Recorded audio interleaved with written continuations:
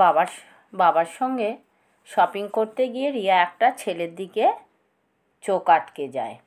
Shopping মলের একটা গাছের নিচে বসে আছে চাপ দাড়িওয়ালা একটা সুদর্শন ছেলে। রিয়া তার দিকে হাঁ করে তাকিয়ে থাকে। কী রে, দাঁড়িয়ে গেলি যে, চল।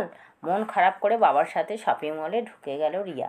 তাড়াহুড়ো করে অল্প কিছু শপিং করে বের হয়, কিন্তু ছেলেটা নেই। একটু সময়ের মধ্যে কোথায় গেল? রিয়া চারদিক খোঁজে। রিয়ার বাবা বলল, কাকে খুঁজছিস? কাউকে না বাবা, চল তাহলে। বাবার সাথে বাড়ি চলে আসে রিয়া। মাথার মধ্যে সবসময় ছেলেটার কথাই ভাসছে। নামটাও জানা নেই। নিজের রুমে এসে ফোনটা হাতে নেয়। আবোল তাবোল অনেক নাম দিয়ে সার্চ করে, কিন্তু ছেলেটার আইডি পায় না। মন খারাপ করে বসে থাকে রিয়া। পরের দিন আবার রিয়া শপিং মলে যায়। সেই গাছের নিচে বসে থাকে কিছুক্ষণ। আশেপাশে মানুষকে ছেলেটার কথা জিজ্ঞাসা করে, কিন্তু কেউ কিছু বলতে পারে না। এভাবে 1 মাস কেটে যায়। ভার্সিটির রাস্তাঘাট সব জায়গায় ছেলেটাকে খোঁজে রিয়া, কিন্তু তার আর দেখা মেলে না। আজ রিয়া, তার বোন শ্রেয়া এবং তাদের বাবা বের হচ্ছে। উদ্দেশ্য, শ্রেয়াকে কলেজে ভর্তি করতে যাবে। শ্রেয়াকে ভর্তি করতে গিয়ে অফিস রুমে আবার সেই ছেলেটাকে দেখতে পায়। রিয়ার খুশি দেখে খুশিতে নাচতে ইচ্ছা করছে। এক দৃষ্টিতে তাকিয়ে আছে ছেলেটির দিকে। ছেলেটা শ্রেয়ার কলেজের স্যার, নাম অঙ্কিত। রিয়া তো চোখ ফেরানোর প্রয়োজনই মনে করছে না। অঙ্কিত রিয়াকে এভাবে তাকিয়ে থাকতে দেখে একটু বিরক্তি হয়, কিন্তু রিয়া সেদিকে খেয়ালই নেই। শ্রেয়া বলছে, দিদি চল। শ্রেয়ার কথায় রিয়া চোখ সরিয়ে নেয়। আমি কি আপনার ফেসবুকের আইডি জানতে পারি? রিয়ার কথায় রিয়ার বাবা, শ্রেয়া ও অঙ্কিত তিনজনেই অবাক। অঙ্কিতের একটু রাগও হয়। হোয়াট? প্লিজ না করবেন না, জাস্ট ফ্রেন্ড লিস্টে একটু জায়গা চাই, প্লিজ প্লিজ প্লিজ। অঙ্কিত ভট্টাচার্য। রিয়া তখনই সার্চ করে পেয়ে যায়, ফ্রেন্ড রিকোয়েস্ট দেয়, অ্যাকসেপ্টও করে অঙ্কিত। ইচ্ছা না থাকা সত্ত্বেও অঙ্কিত রিকোয়েস্ট অ্যাকসেপ্ট করে, হাসি মুখে বাই বলে চলে যায়। রিয়ার এমন বিহেভিয়ারের জন্যে রিয়াকে হাজার বকা দেয়, মুখ বুজে হজম করে রিয়া। রাতে রিয়া 5টা মেসেজ দেয় অঙ্কিতকে, সিন করে, বাট রিপ্লাই দেয় না। রাগ হয় রিয়ার। যদি বিজি থাকতো তো সিন করে কেন? সকাল সকাল রিয়া বেরিয়ে যায় শ্রেয়ার কলেজে যাবে। অঙ্কিত কেন রিপ্লাই দিল না তা জানতে। কলেজে পৌঁছে যায় অঙ্কিত।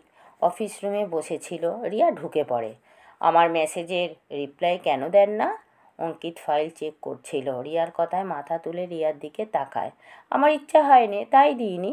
কেন ইচ্ছা হবে না? আমি জাস্ট জানতে চেয়েছি আপনি কেমন আছেন। আমি অলওয়েজ ভালো থাকি। এখন এখন কেন আপনি এমন কেন করছেন আপনি? আমি এমনই।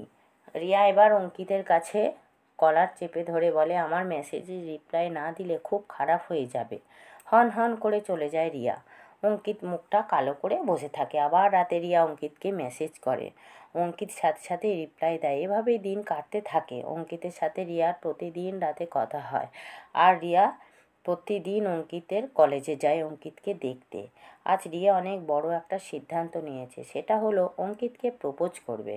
একটা পার্কে ডাকে অঙ্কিতকে। রিয়ার আগেই অঙ্কিত পার্কে চলে আসে। রিয়া এসে দেখে অঙ্কিত বসে আছে।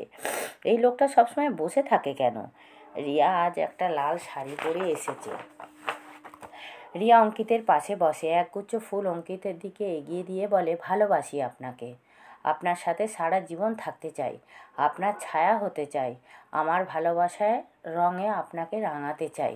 আপনি কি আমার হাতটা ধরবেন? অঙ্কিত রিয়ার কাছ থেকে ফুল নিয়ে বলে, চলে যাও রিয়া, আমি তোমাকে ভালোবাসতে পারবো না। কেন? আমার প্রবলেম কোথায়? তোমার কোনো প্রবলেম নেই, কিন্তু আমার আছে। রিয়া উঠে দাঁড়িয়ে বলে, মানে? অঙ্কিত পেছন থেকে দুটো লাঠি বের করে তাতে ভর দিয়ে দাঁড়ায়। রিয়া 2 পা পিছিয়ে যায়। আমার একটা পা অকেজো, লাঠি ছাড়া হাঁটতে পারি না, তাই সারাক্ষণ বসে থাকি। তুমি চলে যাও রিয়া। রিয়া অঙ্কিতের পায়ের দিকে তাকিয়ে আছে। পাটা ভীষণ চেকুন। রিয়ার চোখ দিয়ে অনবরত জল পড়ছে। ভালো আমিও বাসি রিয়া তোমাকে, কিন্তু আমি তো হাঁটতে পারি না। আমি তো তোমার যোগ্য না। তোমাকে কখনো ভালো রাখতে পারবো না। অনেক ভালো কাউকে পাবে তুমি, অনেক ভালো থাকবে। অঙ্কিত দুফোঁটা চোখের জল মুছে চলে যেতে চায়। রিয়া তখন অঙ্কিতকে পেছন থেকে জড়িয়ে ধরে। আপনার পা আছে কি নেই, আপনি হাঁটতে পারেন কি না, এত কিছু আসে যায় না। আমি আপনাকে ভালোবাসি, জাস্ট পায়ের জন্য আপনাকে ছেড়ে দেবো ভাবলেন কি করে? আমার তো পা আছে, তাতেই হবে। অঙ্কিত রিয়াকে জড়িয়ে কান্না করে। এত সুন্দর একটা পারফেক্ট কিন্তু একটা পা নেই, ভাবা যায়? রিয়া বাড়িতে এসে বাবাকে বলে অঙ্কিতকে বিয়ে করবে, কিন্তু রাজি হয় না।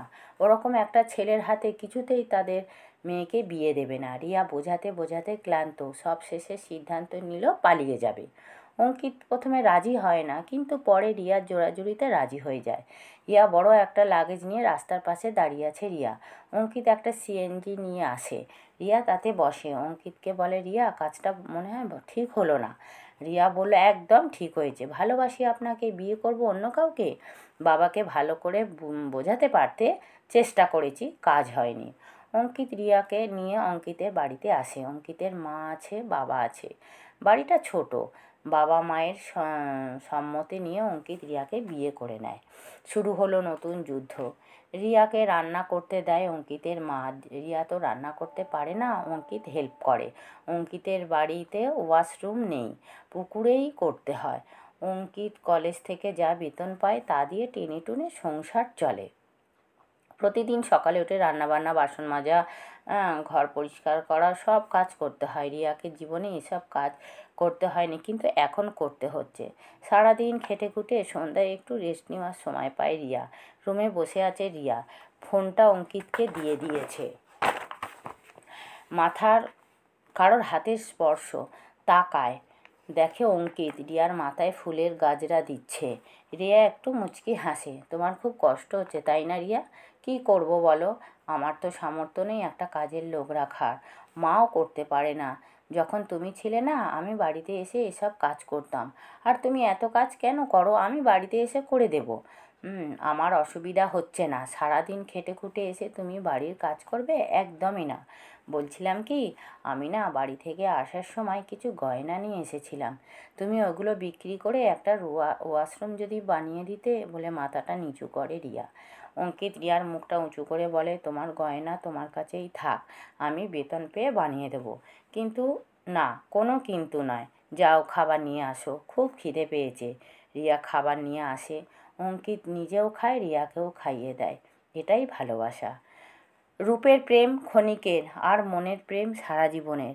ভালোবাসলে মন দেখে ভালোবাসা উচিত, রূপ দেখে না। এটাই ভালোবাসা। গল্পটির নাম এভাবেও ভালোবাসা যায়। ভুল ত্রুটি হলে ক্ষমা করবেন।